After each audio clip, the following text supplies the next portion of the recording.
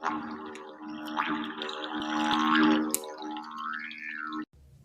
would like to begin by acknowledging the Whadjuk people, traditional custodians of the land on which we are meeting today, and we pay our respects to their elders past and present and emerging. Welcome. I'm Beth Murphy, Head of Learning Diversity at Mazenod College.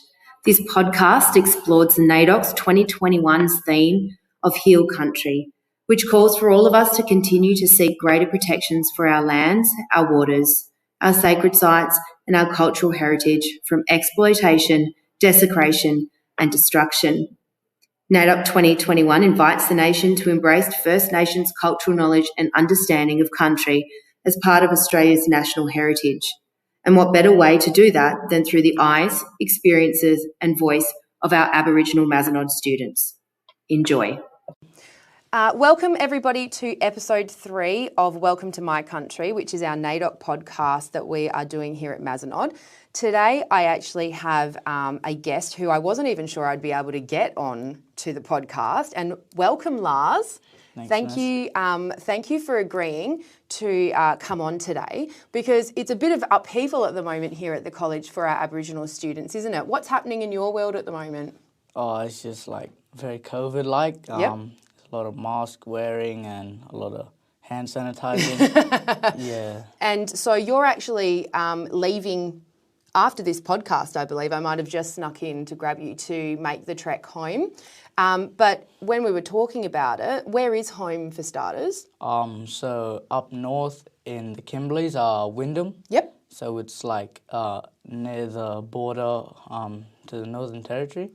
Yep, it's just a bit on the left to that. Yeah. So an hour away from Kununurra, which is a quite known place in the Kimberley. Yeah, but you would, when we were walking over here, you were telling me that you're not actually going straight to Wyndham though, are you? Where's your first travel stop? So we're going Broome.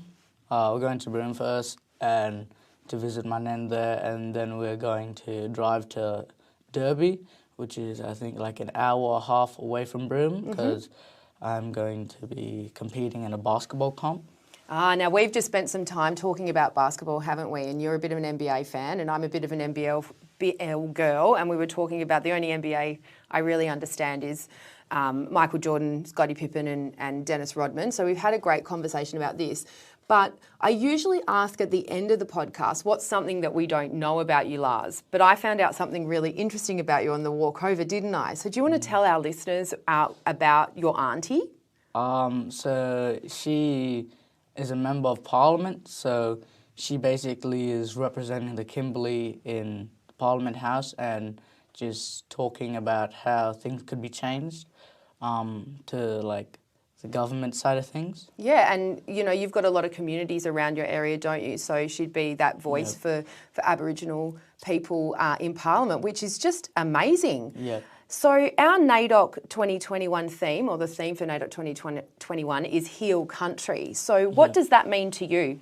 So to me, if you heal country, it's basically like just bringing back the old things that were taught and just showing it to the newer generation and just reminding them of how we used to do things back then, and just basically just showing them how things were done back then, nowadays. What sort of things were have you had passed down through your generations from like your parents and your grandparents? What sort of traditions do you have? So dancing, ceremonial dances. Now I'm going to stop you there, because you're actually a really good ceremonial dancer, aren't you? I've heard. I haven't witnessed. Yep. Where do you do that? So basically, it's something we call the sacred ground. So we take there's families from different towns to come to this one place, and it's near a little homestay equestra. So we own some land there, and so next to it there's like this little kind of like, let's say, a little part of equestra that we go to, and there's got like a swimming hole next to it. There's like little camping spaces, and people actually go there and camp. But it is quite like scary at night, because after our dances there are like spirits that come out. They're good spirits, but like they're just there, and some people might get scared of them. But when you're next to the elder people, like in the camp, then you'll be safe because like even though nothing's gonna happen, you'll still feel like, you know, like You can feel their presence yeah. around. Wow, that does sound quite scary for someone like me. Yeah. And with your ceremonial dancing, what does that involve? So do you have to get together and plan a dance, or are these dances that have been passed down? So these dances have been passed down. So we do it every like twice a year. And so it's basically like the dance, everyone does this dance. It's like an original dance. Or there's these different types of dances that you can do for like different type of like occasions. So basically when I last did my dance, it was a dance about a white ghost that came to the camp, and Keefin, my cousin, which is from Beagle Bay, he was also doing the other white ghost, and there was our dreaming, the Wanjina, that scared it away.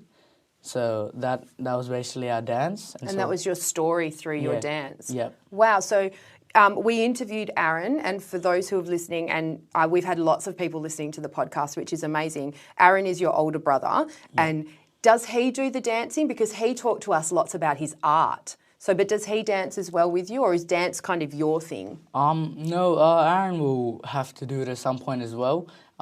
You can kind of choose to do it, or you like if you don't want to, you don't have to. But they'll ask you, they'll tell you, oh, this is your like your culture, if you want to do it or not. And I usually just say yes because some kids are like usually like shy, Yep. and then there's some like me that just just like to represent my culture. Yeah, So- you do a great job, and so that involves particular outfits Yep. to wear Yep. and painting. Is Yes. that correct? Yes. And are the elders involved in the painting and things Yes. like that? So it's usually our uncles that do the painting and the aunties that do our like sisters and stuff, like our cousins. Yep. So yeah, the aunties do our our female cousins, and our uncles do us. So it's like a traditional thing that happens. And there's like when they do the painting, it's this oak that you can get from near the water holes. Okay. Yeah, or it's like you just mix it with water, and you just like flick it on the person's back. And another way is you put the hand on it and you flick it, but you move your hand around and then flick it so the hand looks big. Wow. And what does the hand represent, Larz? Do you know that? Just like basically, what's the word, like sheltering over sort of. So just like knowing that you're protected by your elders. Wow, that's really inspirational. I've actually got some goosebumps from that story. Yeah. So you do that, and now you're an avid basketball player, and you're going off to play in a bit of a competition. Yeah. And is that within the Kimberleys? Yes, there's a lot of Kimberley kids that are actually really, really talented. Like us boys just happen to come to Mazenod and show off our skills here, but there's a lot of kids that are just like us but don't have the opportunity, and so that's why there's these programs back in the Kimberley for kids that can't come here and show their talent off or go further.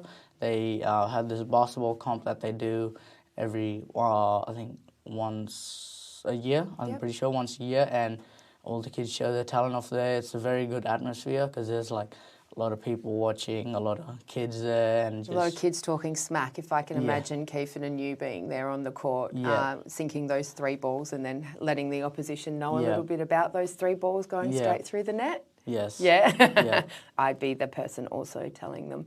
And so when it comes to Mazenod, now you've actually, unlike your brother, you began your journey here at Mazenod all the way back in year 7. Yep. And so what were some of the things, so were you happy about coming down here with Aaron, or were you a bit hesitant? It was, like, when I first came, it was actually really good. Like, I loved it because I knew it was a better chance to get a better education. And so, like, I was quite happy because just to meet new people, to go further in my basketball or sports, career.